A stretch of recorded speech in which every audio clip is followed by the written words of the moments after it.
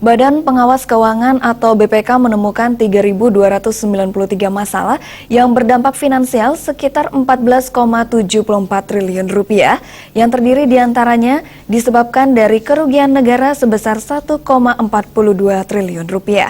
Temuan ini telah dilaporkan BPK kepada Presiden Jokowi Selasa siang.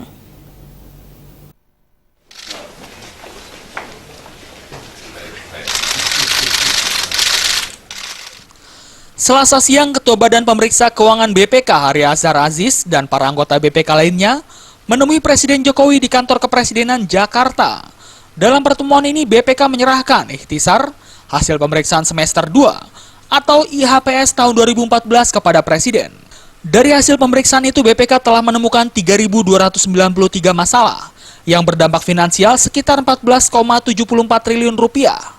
Finansial yang berdampak itu terdiri dari masalah yang mengakibatkan kerugian negara sebesar 1,42 triliun rupiah, potensi kerugian negara senilai 3,77 triliun rupiah, dan kekurangan penerimaan sebesar 9,55 triliun rupiah. Potensi kerugian yang yang kita laporkan itu sudah kami laporkan juga ke DPR ya, bahwa di semester 2 itu ada 14 triliun yang kita temukan, yaitu 1,4 triliun kerugian negara. Kerugian negara itu artinya yang dilaporkan dengan barang atau aset yang tersedia tidak ada sama sekali.